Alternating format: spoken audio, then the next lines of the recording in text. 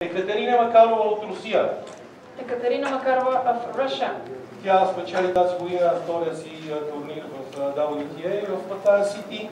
Имаше страхотни турнири в големия шлем. Стигна на четвъртфинал на Уимбълдън и полуфинал на US Open. Тя в момента се намира на най-високото място в класирането си. Тя е 11-та позиция. Katerina won her second WTA title in Pаттайя City this year and had a fantastic Grand Slam season, reaching the quarterfinal of Wimbledon and the semi-final of the US Open. Katerina is currently at a career high ranked 11 in the world.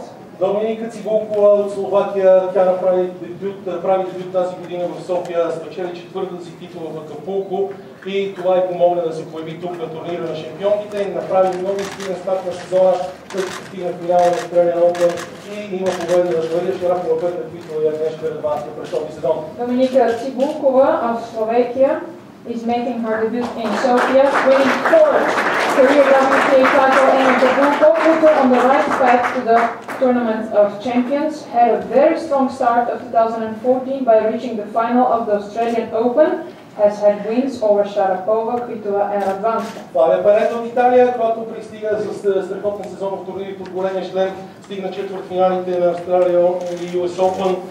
Също така е класирана в момента на 15 място в световната ранглиста и има спечелени 10 титли на WTA в своята кариера, включително тази година в Indian Wells. Fabio Panetta of Italy is coming off a strong Grand Slam season, reaching the quarterfinals of both the Australian Open and the US Open. Currently ranked 15 in the world, Flavia is the winner of 10 WTA titles, including this year's Indian Wells. Андрея Петкович от Германия, която има 4 титли в турнирите на WTA, спечели две от тях през тази година, Чарлстън и Бад Гаштайн. Андрея имаше страхотно представяне в турнирите в тази година, когато стигна за първи път полуфинал в турнирите от големия шлем в своята кариера след успеха си на Ролан Гарос. Andrea Petkovic of Germany. Andrea has a total of 4 WTA titles, winning 2 of them this year at Charleston and Bad Gastein. Andrea had an amazing run in Paris this year, reaching the first Grand Slam semi-final at Roland Garros. И Карлос Суарес Наваро от Испания. Испанката постигна доста успехи през 2014 година, спечели първата си титла в Уереш, което е сложи на пътя към София и я доведе тук при нас. Carlos Suarez Navarro of Spain. The Spaniard has had a successful 2014, winning her first WTA title in Oeiras, which put her on the road to Sofia. Агизет Корне от Франция, който се връща в София за трета поредна година, може би госпожа Фандъкова може да даде почетно време с нас всяка година. Тази година успя да спечели четвъртата си титла, която се победи в Катовице, беше финалистка в други турнири на WTA, като в Дубай, например, и един от малко играчи, които е изцяло of France is returning to Sofia for the third time after winning her fourth career WTA title in Katowice. She was finalist at one of the WTA premier events in Dubai and is one of the few players to defeat Serena Williams on more than one occasion. Което си е доста трудно, това е сигурно. Гарбине Мугуруса от Испания. Тя стартира 2014 година с много впечатляващо представяне с титла в Хобърт.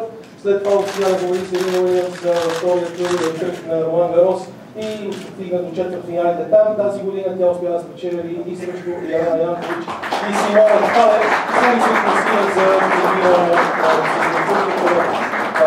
там беше с партньора си Карлос Суарес. Garbiñe Muguruza of Spain. Garbiñe started 2014 with an impressive first WTA title in Hobart, stunned world number 1 Serena Williams in the second round of Roland Garros and went to reach the quarterfinals this year, has also defeated Jelena Jankovic and Simona Halep, qualified for the WTA finals in Singapore with partner Carlos Suarez.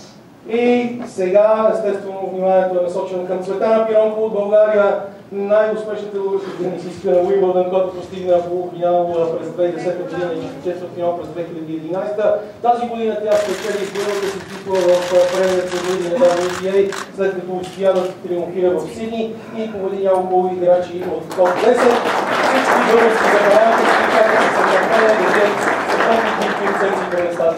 And at last, not at least, Svetlana Pironkova of Bulgaria.